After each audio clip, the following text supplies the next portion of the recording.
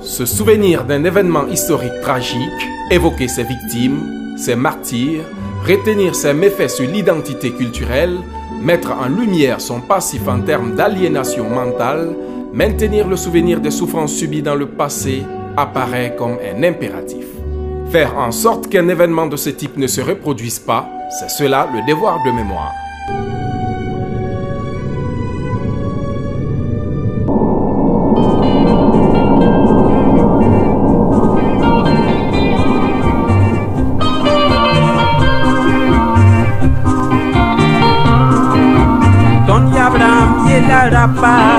Nasara walani pulao yasa yirantande atampi pulao kekasetie Nasara nyela tontenga akoma yela zamsergalon titondera tengaya yete dera tengaya ade tondera tengaya yete dera tengaya yetanere. En 1895, le gouvernement français décide de conquérir militairement ce qui deviendra plus tard la colonie de Haute-Volta et qui occupait une place hautement stratégique dans le plan d'expansion français en Afrique de l'Ouest. En 1896, la colonne des lieutenants Voulet et Chanoine marche sur Ouagadougou et le 20 janvier 1897, un traité de protectorat est signé avec le Naba-Sikri. Par un décret du 1er mars 1919, la colonie de Haute-Volta est créée avec comme chef-lieu Ouagadougou. Son territoire recouvre les cercles de Gawa, Bobo-Dioulasso, Dédougou, Ouagadougou, Dori, Saï et Fadangourma. Vous savez, la création de la Haute-Volta le 1er mars 1919, c'est la reconstruction de la France dans ses colonies après la guerre, parce qu'elle a été beaucoup perturbée. À la suite justement des événements qui ont secoué la région de la boucle de Moune, la colonisation a décidé de constituer un territoire à part entière avec Ouagadougou comme capitale. La Haute-Volta, le Burkina Faso n'a pas été créé pour être développé, pour se développer un jour. Ce n'était pas ça. L'objectif n'a jamais été de faire en sorte qu'il y ait ici une entité territoriale qui va se développer un jour, non. On a été créé pour développer d'autres espaces. On a dit que la colonie n'était pas viable, surtout après la crise de 1929 en Europe, de manière générale.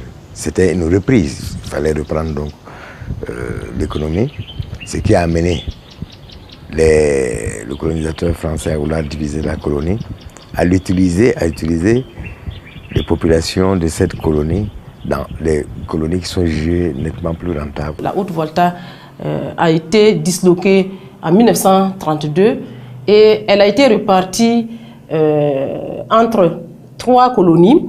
Et vous avez tout d'abord les cercles de Gawa, de Ouagadougou, de Bobo-Dioulasso, de Kaya, de Koudougou et de Tinkodougou qui ont été donc rattachés à la Côte d'Ivoire. Les cercles de Tougan et de Ouéguia qui ont été rattachés au Soudan, c'est-à-dire donc le Mali actuel. Les cercles de Dori et de Fadangourma qui ont été rattachés au Niger. Vous savez très bien que dans l'ancienne AOF, il n'y avait pas une colonie qui avait un taux démographique qui dépassait la Haute-Volta. C'est-à-dire qu'il y avait un dit terre des hommes, c'était un réservoir des hommes, en fait, quelque chose. La preuve, tous les grands travaux de l'ex-AOF, nous étions corvéables à merci. C'est-à-dire on venait piger et puis on partait.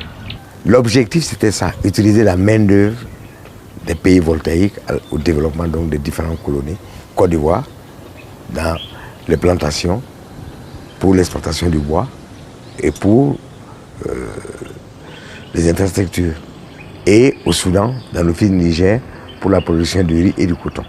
On a pris le prétexte que la colonie n'était pas viable. C'était un prétexte. Et ça favorisait aussi les colons français qui étaient installés dans ces différentes zones-là. d'avoir cette main-d'œuvre abondante et peu coûteuse. Vous savez, à l'époque, c'était beaucoup de lobbies, les commerçants locaux, les compagnies, là. C'est elles qui géraient la politique africaine de notre tuteur français. Eux, ça ne les arrangeait pas qu'on reconstruise la Haute-Volta. C'est précisément en 1932 qu'émerge à nouveau la thèse de l'existence d'un empire Mwaga dont le roi de Ouagadougou serait la principale figure politique. Elle est défendue par Antoine Dindolopson, prince Mwaga, qui publie un ouvrage, L'Empire du Mogo-Naba, où il fait la démonstration de l'incohérence de la décision qui a consisté à scinder le Mogo en deux suite au partage de la Haute-Volta. Cet ouvrage ainsi que les stratégies mises en œuvre par le roi Côme II permettent, par un décret du 13 juillet 1937, la création de la région de la Haute-Côte d'Ivoire administrée à partir de Ouagadougou.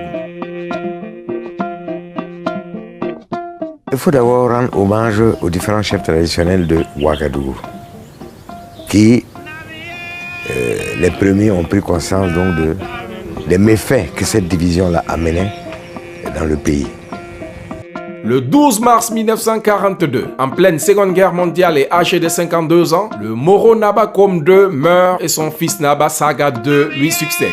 Le nouveau souverain multiplie les missives aux autorités coloniales et le 18 mai 1946, écrivant au gouverneur, il avance comme argument que le partage de ces cercles entre trois colonies est contraire à l'esprit du traité de protectorat signé par Voulé et Chanoine avec l'empereur Mossi en 1897.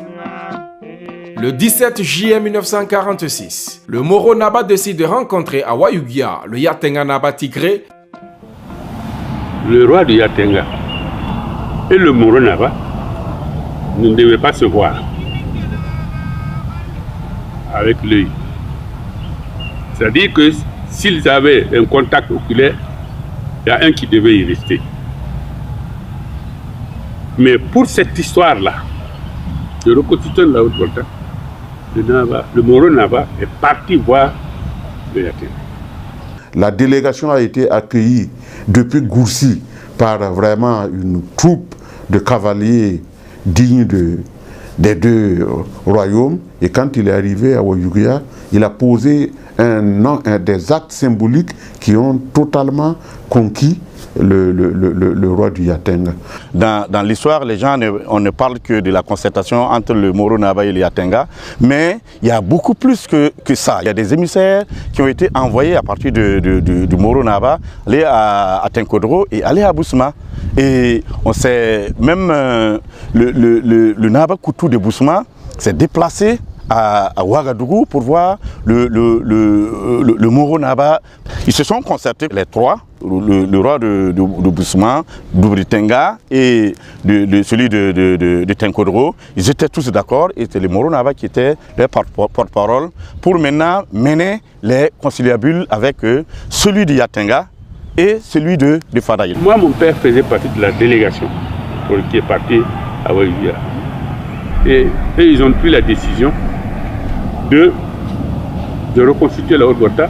Donc que le Yatenga qui faisait partie du Soudan français revienne à la Haute-Volta. Malgré, et je dis bien, malgré les promesses de Modibo Keïta, qui avait essayé de circonvenir le Yatenga en lui promettant un statut particulier. Le gouverneur du Soudan, quand il a entendu qu'il était question de reconstituer la Haute-Volta dans ses dimensions de 1932, il a travaillé au corps le roi du Yatenga pour qu'il ne morde pas à l'hameçon en lui faisant miroiter le fait que si on reconstitue la Haute-Volta finalement, c'est le Moro Naba de Ouagadougou, le roi de Ouagadougou, qui allait finalement en être le premier bénéficiaire, alors que si eux, ils restaient avec le Soudan, lui aussi, roi du Yatenga, il était un Moro Naba à part entière là-bas. Notre père, qui était quand même le doyen de la cour, a accompagné, était de la mission à Fada. Fada Gourma, avec le roi du Gourma, qui était Simandari, un vieillard très honorable, très respecté. il n'y a pas de problème. Il faut dire aussi que les populations de l'Ouest disaient qu'on ne revient pas à la Haute-Volta. Les Moussis étant plus nombreux, ils craignaient ce qu'ils ont appelé une moussification de l'ensemble des territoires. Mais finalement, ces réticences-là ont pu être balayées. Ils ont dû penser que c'était indécent qu'un pays exporte les bras les plus valides et reste toujours en l'état pour aller développer les autres contrées. Au départ, c'était la force. Donc on n'avait pas le choix. À partir du moment où, à partir de 1946, où la loi contre le travail forcé a été votée, je crois que nos gens aussi ont dit, bon, si c'est ainsi, il est nécessaire et indispensable que nous puissions développer notre propre pays. En 1947, la reconstitution, là c'est une poussée noble des notables et des hommes politiques de l'époque pour revendiquer le fait de revenir à une entité. Ça, voilà une époque noble. Nabakoum, dès 1932, a écrit aux différents responsables administratifs français, coloniaux français, pour protester contre la division de la colonie. Il est mort en 1942 et son fils Naba Saga II a continué son œuvre par un ensemble d'actions telles que les lettres qu'il a écrites aux différents responsables, le fait même qu'il soit allé au Niger rencontrer le président français Vincent Auriol pour poser cette revendication.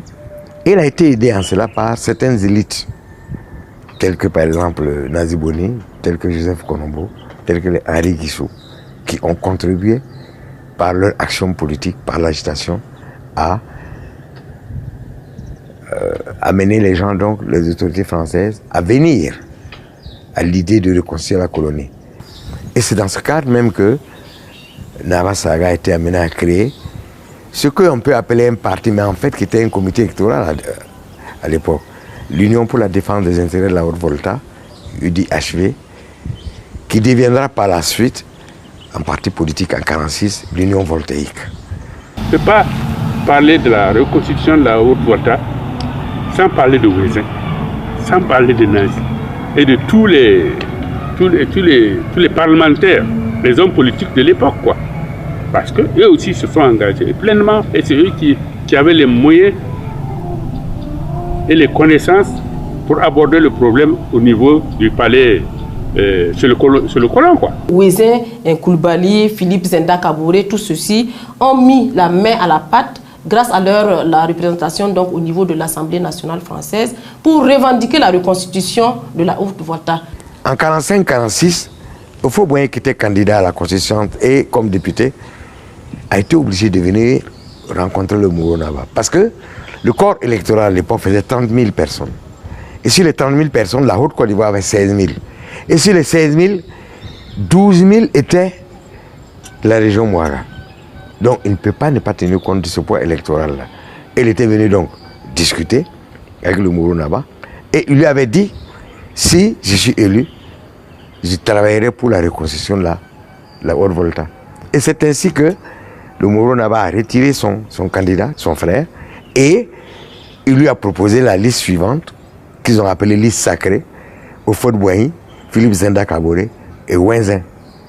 Et le rôle de Philippe Zenda Kaboré à l'Assemblée, c'était justement de travailler à la reconstruction de la Haute-Volta. Il y a un sentiment qui animait, qui était très vivace. Le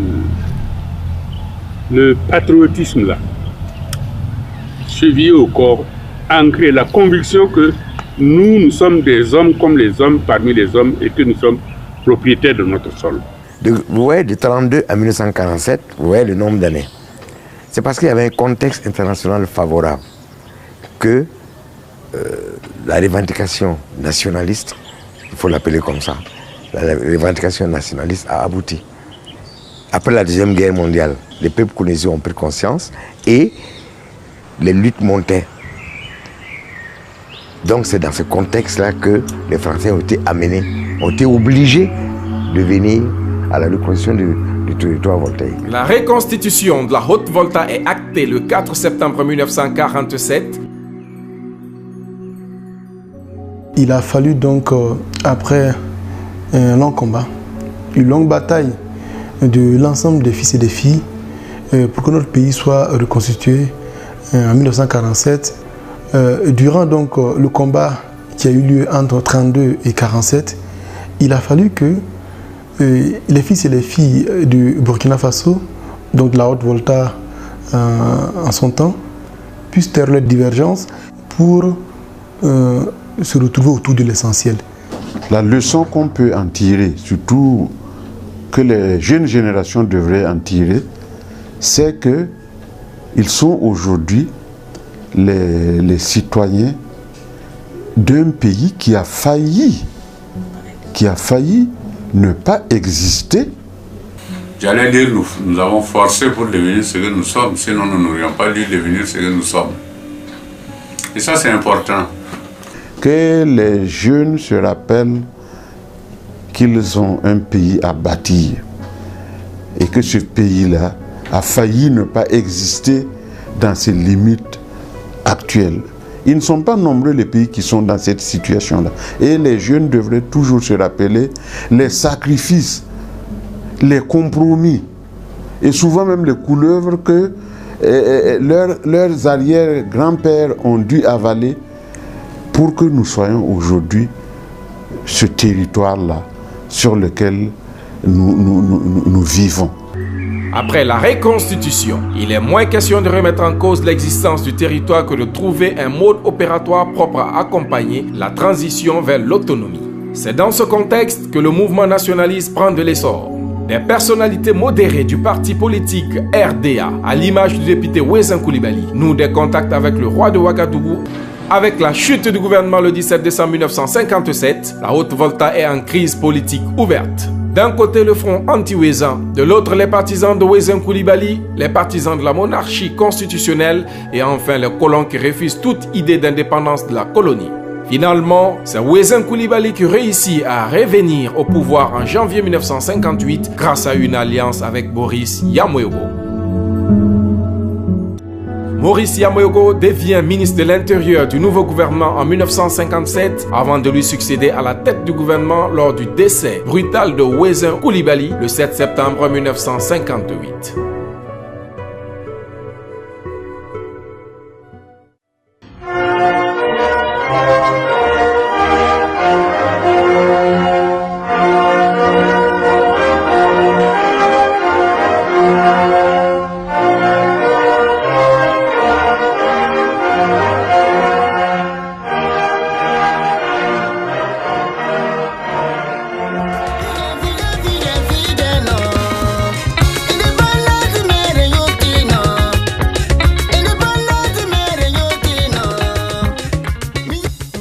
L'indépendance proclamée en 1960 sous les couleurs du Rassemblement démocratique africain, Maurice Yamoyogo s'empressera de supprimer le rôle et le pouvoir de toutes les chefferies de Haute-Volta.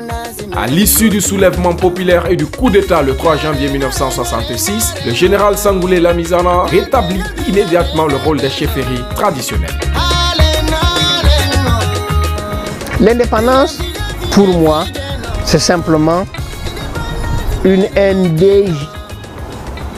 indigénisation de la gestion du pouvoir dans ce pays, comme dans d'autres d'ailleurs. On a mis les indigènes, mais on n'a rien changé. Et des conseillers techniques ont été présents pour veiller à ce que ça ne change pas. Le Burkina Faso aurait pu connaître un sort tragique en 1975 et 1976 lorsque le mouvement autonomiste de l'Ouest Mao a été créé. C'était extrêmement périlleux car il était question de scinder le pays en deux et de créer la République du Kénédougou autour de Bobo Dioulasso. De même, le Front des minorités, le Frodemi, a été créé à la même période et s'était déclaré exclusivement contre les Mossi. À cette époque, il aura fallu que les dirigeants aient le sens de la pondération et que les intellectuels jouent leur rôle d'éclaireurs. Jusque-là, sur le plan politique, on a réussi à faire en sorte qu'il n'y ait pas véritablement d'indexation du pouvoir par rapport à une ethnie ou par rapport à une région du Burkina Faso.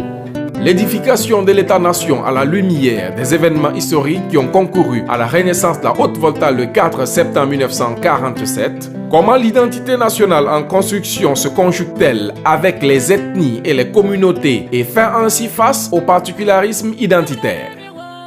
La Révolution démocratique et populaire, RDP, venue en 1983, accorda à la question nationale une attention particulière. Je crois que dans le vivre ensemble des Burkinabés, c'est un élément qu'il faut retenir comme un élément positif parce qu'il a aiguisé la fierté des Burkinabés. Sankara et ses camarades sont venus, ils ont bouleversé les choses à tel point qu'ils ont façonné une autre image, à tel enseigne que les Burkinabés sont devenus fiers de leur pays, fiers d'eux-mêmes, etc. Je crois que c'est un élément très important qu'il faut retenir. Avec la révolution, il ne s'agissait pas seulement d'un coup d'État, il s'agissait de mettre en place un nouvel ordre social et politique, ce que nous ne connaissions pas. Mais ce qui est important, si on veut analyser ça positivement, c'est que c'est à partir de ce moment, surtout pour un diplomate comme moi, c'est à partir de ce moment que le Burkina a commencé à exister comme acteur international plénier. Jusqu'à présent, nous étions un acteur mou des relations internationales. C'est réellement avec Thomas Sankara et le CNR que le Burkina Faso est devenu un acteur international plénier.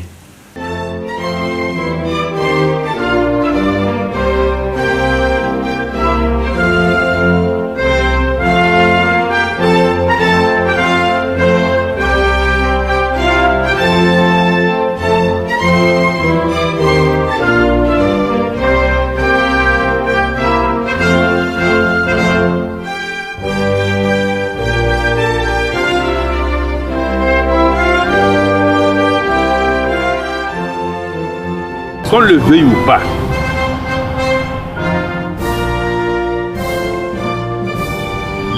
l'épisode, le passage de Sankara à Haute-Volta est marqué dans l'histoire du pays.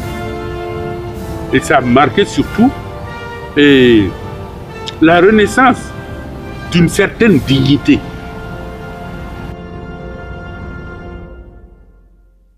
Les provinces regroupaient les grands groupes ethniques de chaque région. La dénomination de ces entités administratives à partir des données politiques, linguistiques, sociales et culturelles endogènes répondait à un souci de souveraineté et surtout d'authenticité qui permettait aux populations de se réapproprier leur histoire. L'ambition était de reconnaître les particularismes et les fondre dans un ensemble. Malheureusement, cette politique a conduit au réveil des vieux démons des particularités ethniques, locales et ou régionalistes. Ça a réveillé les vieux démons. Parce que certaines ethnies veulent être ensemble. Il y a même des ethnies qui sont dans une même province qui estiment que c'est il y a des sous-groupes là qui ne peuvent pas aller avec d'autres sous-groupes. Et même à l'intérieur de chaque communauté même, il y a encore des clichés. Les gens pensent que les groupes sont homogènes, ce n'est pas toujours évident. Et il y a toujours des clichés dans chaque communauté même. Et même dans les sous-communautés, il y a encore des clichés. Donc ça fait trop. Du pays des hommes à terre.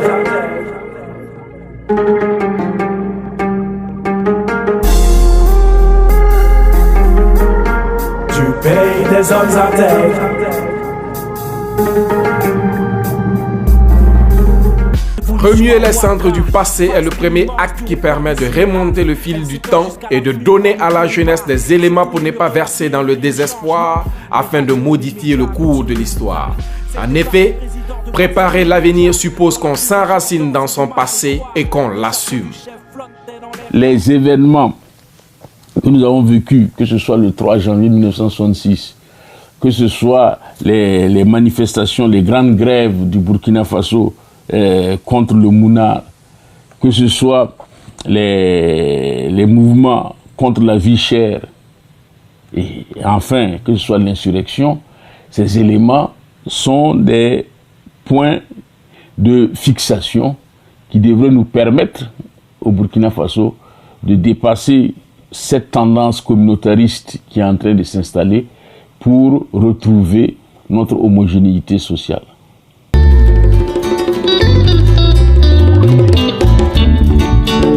Neka jama Burkina Beu onga kadombae Niki kakadoma de yo Vika ke samaribae Neka jama Burkina Beu onga kadombae Niki kakadoma de yo Vika ke munyumbae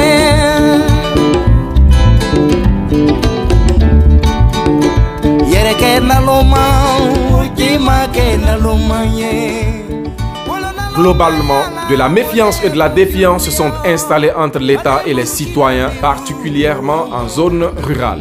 Cette désharmonie est telle que le délinquant, même en flagrant délit, est prioritairement protégé et défendu par les populations contre les représentants de l'État, les forces de l'ordre. C'est l'une des survivances des réflexes de la période coloniale. Dans le même état d'esprit, les Cogloégos sont dans cette logique et cette dynamique de refus de s'articuler à la police de proximité et de tendance à exiger une impunité pour ses membres. On s'est rendu compte à partir de 1990 que pour pouvoir être élu à l'Assemblée, il faut retourner dans sa région d'origine. Ce faisant, cela a un impact négatif dans la mesure où ça cristallise l'appartenance. Et au départ, on n'a pas vu l'impact, comme je disais, l'impact négatif de cette pratique qui aujourd'hui est en train de remonter à la surface. C'est pas aussi évident que quelqu'un de Banfora vienne à Kaya ou à Dori pour faire valoir ses compétences pour le développement. Par exemple, pour devenir représenter la nation, comme être député ou même être maire. Puisque même à l'intérieur même dans les communes même, il y a des gens qui sont taxés même de ne pas pouvoir même briguer même des mandats parce que soit ils sont de tel groupe ou ils sont de telle zone. Et c'est valable presque dans toutes les communes au Burkina. Moi, je suis ancien chercheur, je suis à l'université de Ouagadougou. On me connaît bien à Ouagadougou. Moi, j'ai la chance parce que on me connaît bien chez moi, parce qu'on connaît bien mon papa. Mais n'empêche que lorsque moi j'ai voulu me présenter pour être député, on m'a dit retourne dans ta région. Je suis bien chez moi à Ouagadougou qu'à Fada. Mais ça pose problème. Ça veut dire qu'il y a un problème d'ethnicité qui se pose ici. Si on vous dit retourne chez vous c'est où? C'est là où se trouve votre ethnie. Non seulement on tient compte de l'ethnie, du nom de famille, mais même on te posera la question, est-ce que c'est une Tchombiano de Fada? Donc vous voyez que tout ça, ce sont des barrières.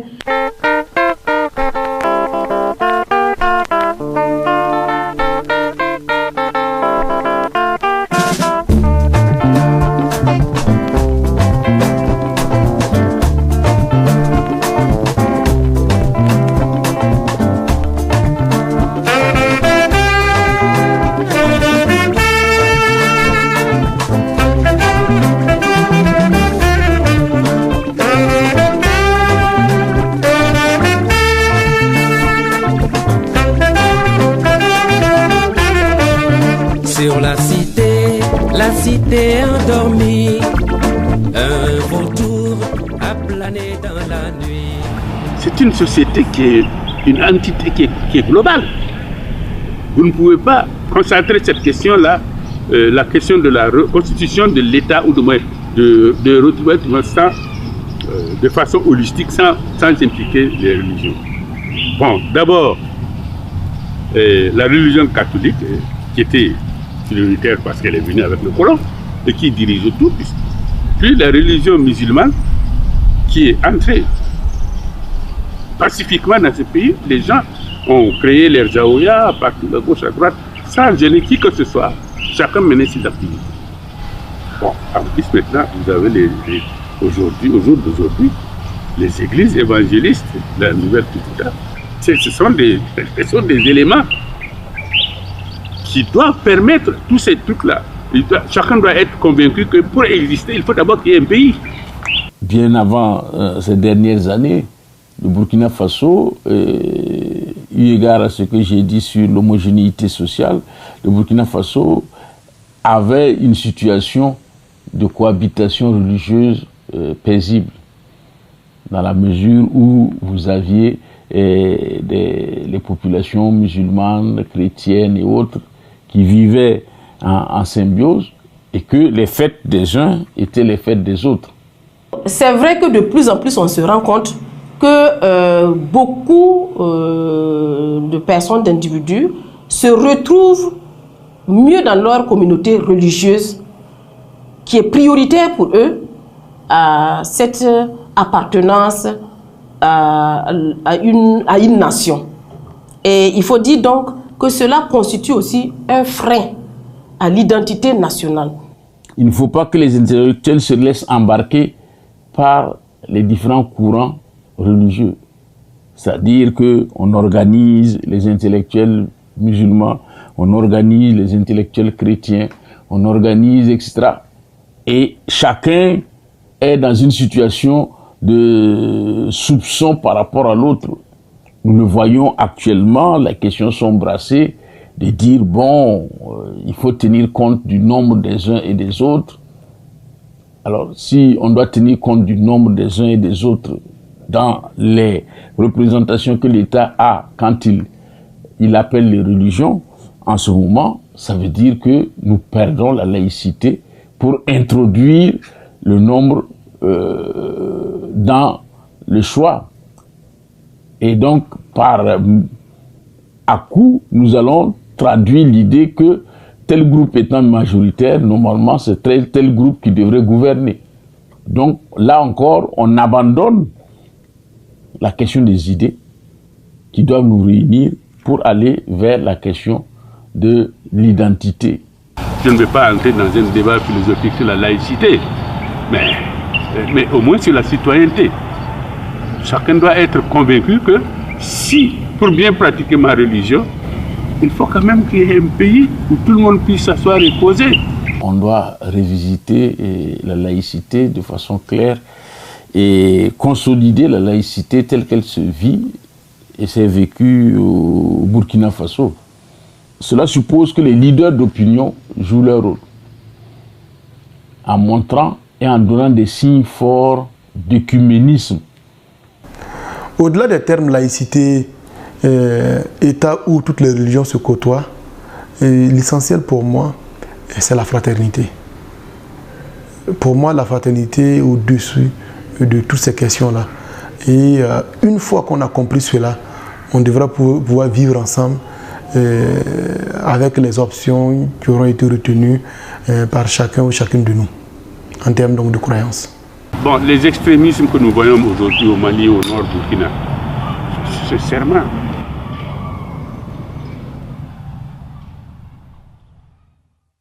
Je ne dis pas que ça nous surprend, mais ça nous effraie.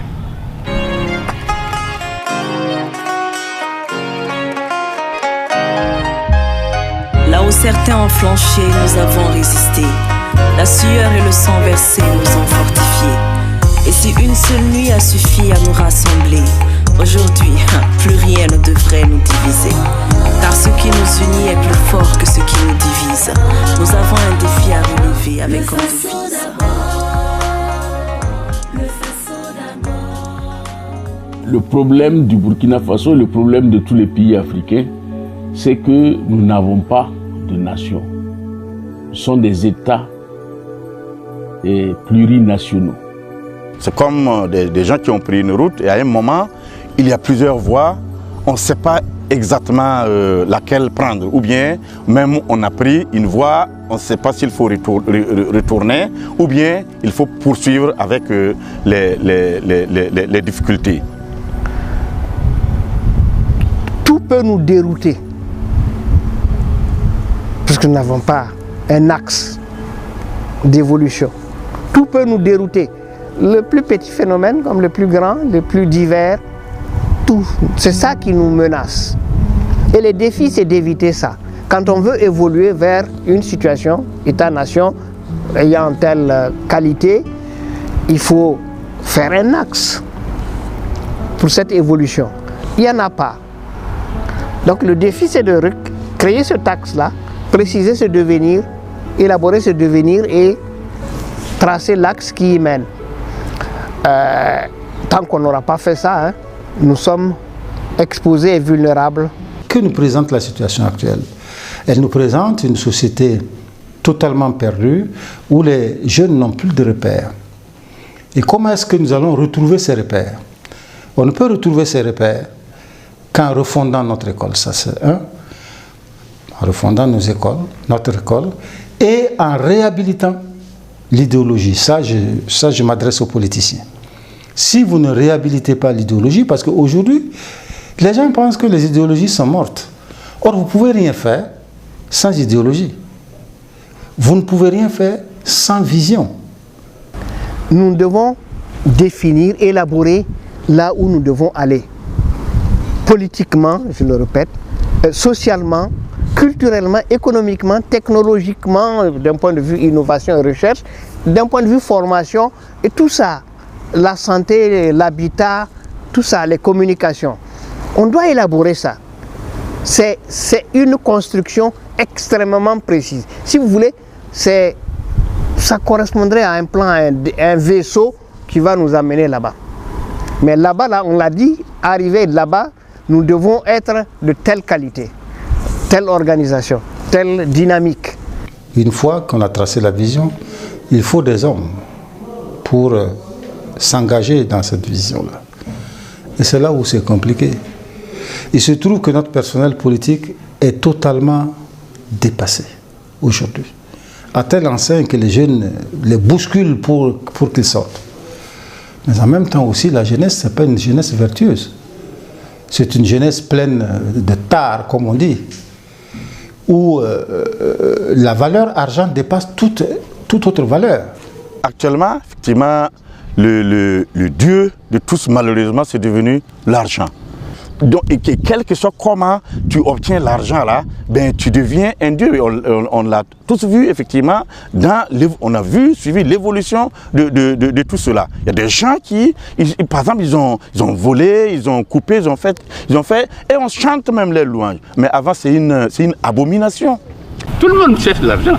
Tout le monde aime l'argent, mais ça dépend des conditions de l'acquisition de cet argent-là. Et pourquoi faire d'abord? Bien sûr, le libéralisme outrancier qui nous a abouti, qui a abouti à ce que Ouagadougou est devenu une grande ville, avec des grands immeubles, des immeubles même de luxe. Mais, je me dis, mais encore, à 3 km de Ouagadougou, hein, vous avez des gens qui n'ont pas le minimum vital. Ça veut dire quand même qu'il y a quelque chose qui ne va pas quelque part. Tout le mal est là. On n'a pas à convoiter, on a à entreprendre pour offrir. Si tout le monde entreprenait pour offrir, il n'y aurait pas quelqu'un qui va convoiter. S'il n'y a pas de convoitise, la paix est déjà installée. Vous savez, la paix est troublée par un seul élément, c'est la convoitise. Comme on dit souvent, on mobilise les gens autour de leurs intérêts. Mais il faut que nos intérêts coïncident. Nous sachions souvent faire coïncider nos intérêts avec ceux du pays. Mais je reconnais qu'il faut quand même que nous puissions résoudre le problème lancinant de l'emploi des jeunes. Mais ce problème-là aussi ne sera jamais résolu si nous ne résolvons pas, si nous ne nous attaquons pas de manière frontale à la question taboue de la démographie.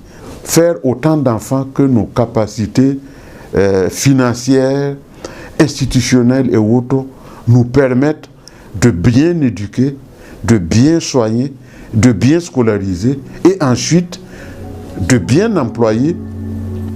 On vous donne une éducation à la maison, non formelle, qui est très importante, mais cette éducation est renforcée par l'éducation qu'on nous donne à l'école. Et il faudrait mettre à contribution les enseignants pour que justement on puisse atteindre ce niveau d'identité nationale. Parce qu'ils ont un très grand rôle à jouer. En inculquant déjà aux enfants en bas âge ce que c'est que cette notion d'identité, d'appartenir à un pays. Et tant qu'on force la base, après c'est difficile. Le colonisateur nous a simplement mis dans un couloir, un corridor. C'est-à-dire nous mettre en situation de l'aider à s'enrichir. Voilà. Même la formation, l'éducation, l'école, tout ça est fait dans ce sens. Et le mal est que après l'indépendance, nous ne nous sommes pas occupés de voir en fait quelle école il nous fallait. Nous avons continué l'école du blanc, qui était une école de colonisation et d'exportation. C'est ouvrir les esprits, donner à chacun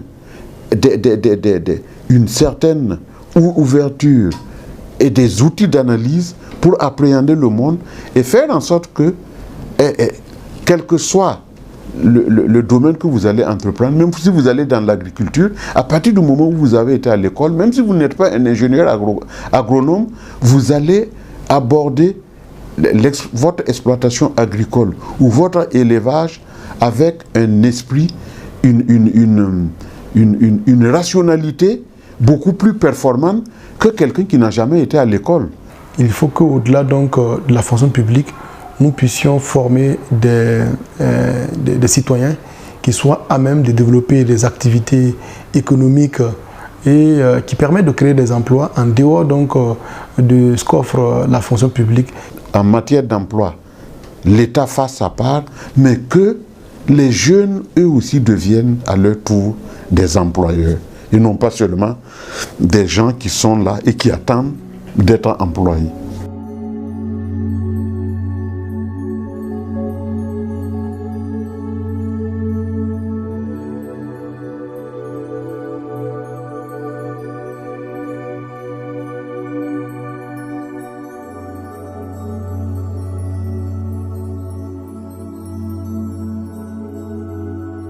Le colon est arrivé, il a essayé effectivement d'aliéner tout le monde, de dire que tout ce que nous étions, c'était sur du faux, c'était mauvais, rien n'était bon, et on est d'accord avec ça.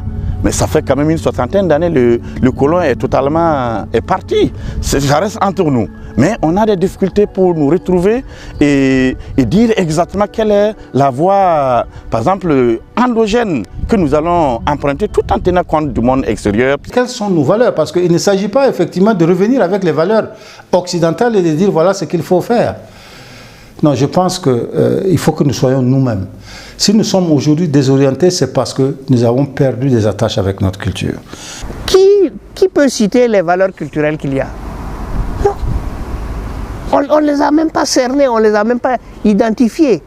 Donc les jeunes ne peuvent pas comprendre, tant qu'on n'a pas développé, créé une atmosphère de conscience des valeurs culturelles et de ce qu'elles peuvent apporter comme valorisation de l'être humain, ils ne peuvent pas faire ça.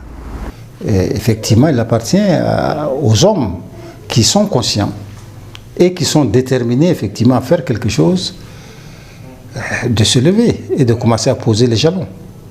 On peut se poser la question aujourd'hui, dans un Burkina post-insurrectionnel, dans un Burkina où nous sommes sortis d'une élection libre et transparente, et dans un Burkina où nous avons fait la résistance, est-ce qu'il n'y a pas lieu que nous puissions nous inspirer donc de ce moment où il y avait bel et bien donc des divergences, qu'il y avait des antagonismes et qu'on a fini par trouver donc l'essentiel pour travailler à réconcilier d'abord la Haute-Volta. Il me semble que notre génération peut trouver là un élément, un repère pour se dire d'une manière ou d'une autre, on peut continuer à avoir donc des divergences, mais il va falloir trouver en tout cas l'essentiel. Il va falloir trouver effectivement donc ce qui est capital, ce qui est important pour œuvrer autour de cela. Il me semble que c'est la République aujourd'hui. Au regard évidemment de certains standards, nous ne sommes pas le pays pauvre qu'on a voulu toujours décrire. Non, nous avons des richesses naturelles que nous pouvons exploiter, qu'elles soient minières ou autres. Il y a des réalités dans ce pays-là que nous pouvons transformer pour notre développement. Mais nous-mêmes, il faut que nous sachions vivre, il faut que nous puissions vivre avec peu et faire beaucoup avec rien. Il me semble que nous avons suffisamment de ressources pour nous donner les moyens, pour nous développer davantage, pour créer plus donc, de richesse et de prospérité sociale pour l'ensemble des fils et des filles de ce pays, pourvu que nous puissions à un moment donné reconnaître où se trouve l'essentiel et se battre pour cela. Tant que les citoyens, les fils de ce pays-là sont convaincus qu'ensemble ils s'en sortiront, il n'y aura pas de problème. Et il me semble que l'une des solutions à ce niveau-là, qui aujourd'hui il faut continuer à explorer, c'est qu'à un moment donné, on puisse en tout cas donc, passer carrément par les phases vérité, hein, pour que nous puissions en tout cas donc, être au même niveau de compréhension donc, des questions de l'histoire, et afin en tout cas que les Burkinabés se donnent les moyens de ne pas répéter ce qui s'est passé comme mauvaise action. Sur les grandes questions, il faudrait accepter de faire ce qui s'est déjà fait dans le passé. Il faudrait accepter de s'asseoir, d'accepter de débattre à fond, en sachant qu'on peut échouer comme on peut réussir, mais au moins le tenter. On dit que le renouveau se construit ensemble et c'est la fête de l'ensemble des composantes. Les politiques, les acteurs donc, de la société civile, le secteur privé, et aussi l'ensemble donc des autres forces morales qui existent dans le pays. Il faut qu'au niveau de la société civile retrouve son rôle fondamental, qui est ce rôle d'interpellation, ce rôle d'alerte. Normalement, elle est un cadre qui permet le brassage des idées dans la mesure où les gens se rassemblent sur la base des idées et non sur la base des individus. Nous avons une des meilleures idées du continent, ça je suis sûr. Je suis sûr parce que je voyage beaucoup depuis. Quand je regarde secteur par secteur social, catégorie par catégorie sociale, et je compare à d'autres pays, il n'y a pas match. Prenez la recherche scientifique. J'ai eu la chance de m'occuper de ça pendant 5 ans, et je peux vous dire que nous avons parmi les meilleurs chercheurs d'Afrique de l'Ouest. Moi, j'ai aucun doute sur le fait que nous avons suffisamment donc, de potentiel et qu'il y a suffisamment donc, de gens qui sont... énormément de gens qui sont restés très intègres dans ce pays et il ne faut pas du tout désespérer. Je pense qu'il ne faut pas désespérer. On a l'impression que, évidemment, rien ne bouge. C'est bon, effectivement, d'avoir cette capacité d'indignation, comme dit l'autre. C'est important, surtout quand on est jeune. Et c'est ça qui met toujours les forces sociales en éveil. La parabole du colibri qui va prendre avec son menu bec dans la mer ou dans le fleuve de l'eau pour venir éteindre l'incendie qui embrase la forêt. On dit, mais vraiment tu es fou, tu crois que c'est comme ça que tu vas éteindre l'incendie? Il a dit, moi je fais ce que je peux faire. Donc chacun de nous peut faire quelque chose pour son pays.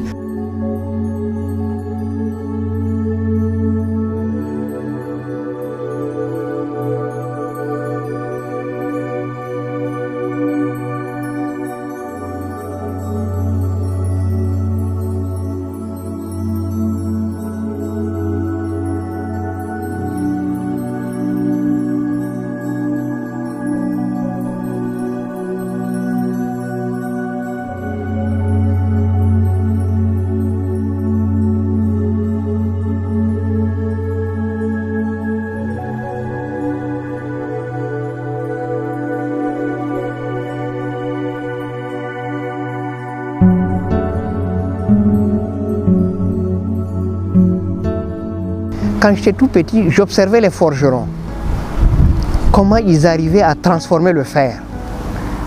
Et le mot qui convenait pour les forgerons, c'était « ils martelaient ». Mais le mot intellectuellement, c'est « répéter ». Vous devez répéter ces choses qui vont germer dans l'esprit des gens. Nous n'avons qu'à continuer dans ce sens-là, c'est-à-dire mettre la plume dans la plaie, la remuer, toujours la remuer. C'est ainsi que les prises de conscience adviennent. Je rappelle aux jeunes générations ce que Kennedy, en accédant au pouvoir, avait dit, et que tout le monde reprend: ne dites pas ce que votre pays peut faire pour vous, mais dites-vous toujours ce que vous pouvez faire pour votre pays. Il n'y a pas de quoi avoir de complexe. Il s'agit seulement de se comprendre et se dire qu'on a une mission historique dans un temps donné. Parce que nous sommes là aujourd'hui, faisons le maximum de ce que nous pouvons pour que le pays se retrouve.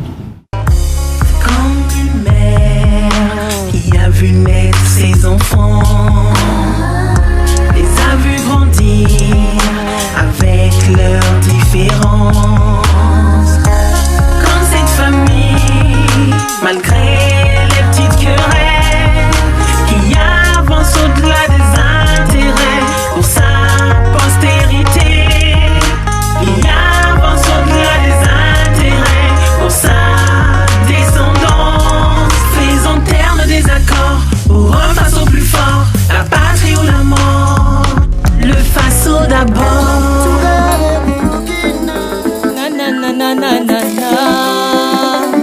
Yeah, yeah. Hey, jeune homme, jeune fille, quand tu sens que ça ne bouge pas, hey, lève-toi et marche, et surtout prends la bonne direction. Yeah.